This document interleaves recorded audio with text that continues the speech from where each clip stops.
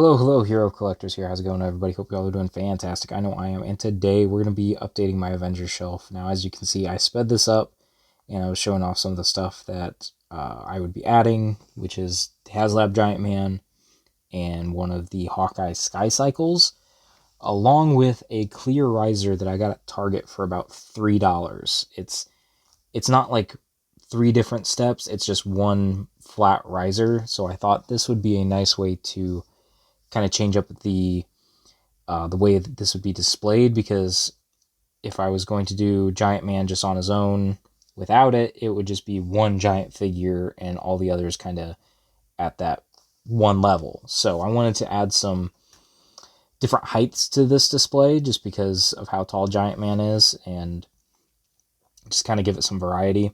So as you can see, I'm starting to get Giant Man in and make sure that he's not going to fall over while I'm sleeping or at work. So I make sure he's kind of leaning against the back of the shelf when I got him stood up there.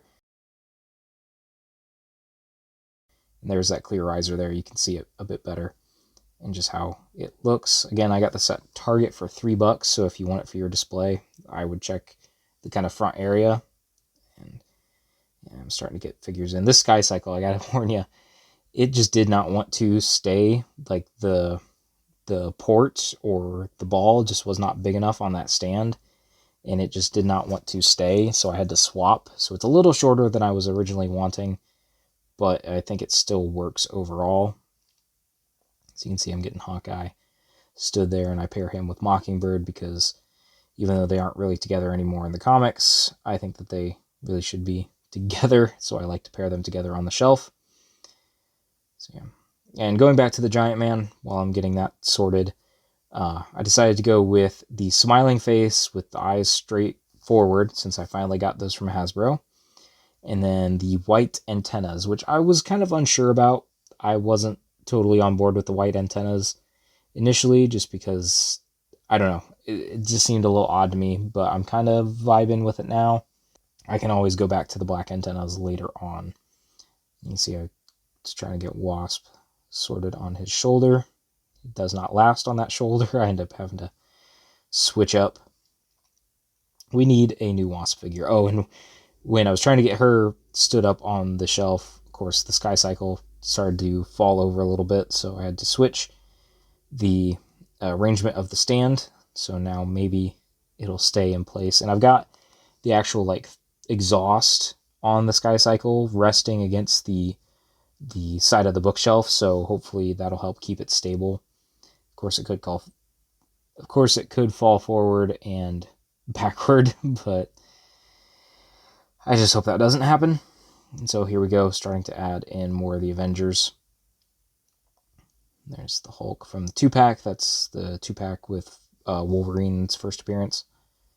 So I really wanted to put him on the riser, but once I started to put figures there, I realized he was not going to fit with everybody else that I was also wanting to put there.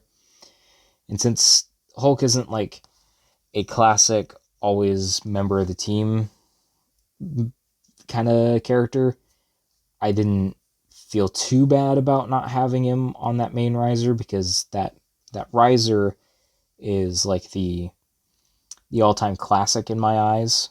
So, I mean, the fact that Hulk left the Avengers not long after they were formed, it kind of helped ease my mind in not having him up there with them.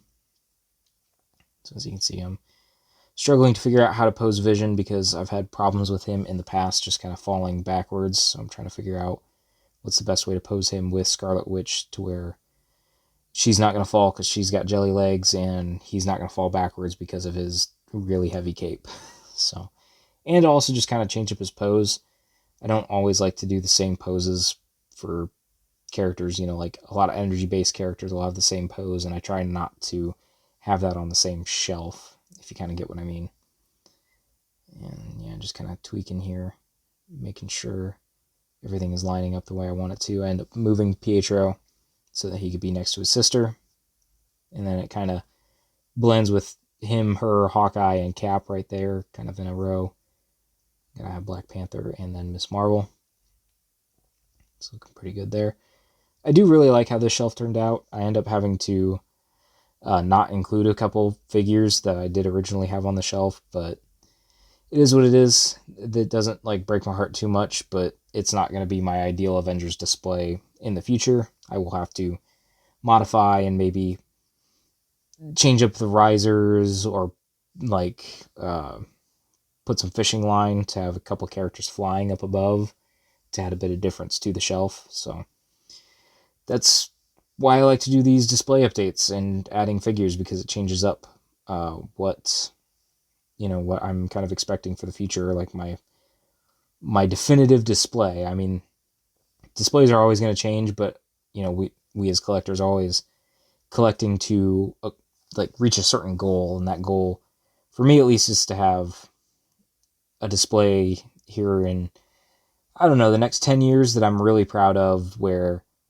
it's not just a white background. I will put like actual like printed scenery on the bookshelves and display them as dynamically as I can with all the different categories of groups I want. So like Avengers, yeah, this is just one shelf, but I would have a lot of different shelves. So imagine that kind of like a building or cityscape in the background of this Avengers display, but done for a lot of my other displays.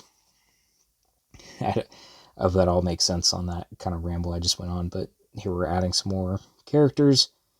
Gotta have Wonder Man and Beast there together. And then, yeah, I got She-Hulk next to Hulk, and while I was talking there, I put War Machine in the back because he was kind of elevated with the boost effect, or the jet boot effects. I don't know what you'd call them, actually. Yeah, Wonder Man and Beast had to have that pairing, like I said, and then Hercules changed up his pose because I realized he and Wonder Man were doing the same pose, and I didn't want to do the same pose as She-Hulk, so I just did one arm flexing. So just the way my brain kind of works, and you can see me debating about Thunderstrike if put him on the display. I end up not. But there is Tigra, because I want to make sure that the West Coast Avengers go on the display. And that cape on Moon Knight, it's such a struggle to get him properly posed on that. So I actually put him on a stand, kind of have him jumping, about ready to strike with that staff of his. And yeah, you got Vision, White Vision, and Julia Carpenter Spider-Woman, which that's the upgraded version from the 5-pack, along with that Tigra, I believe.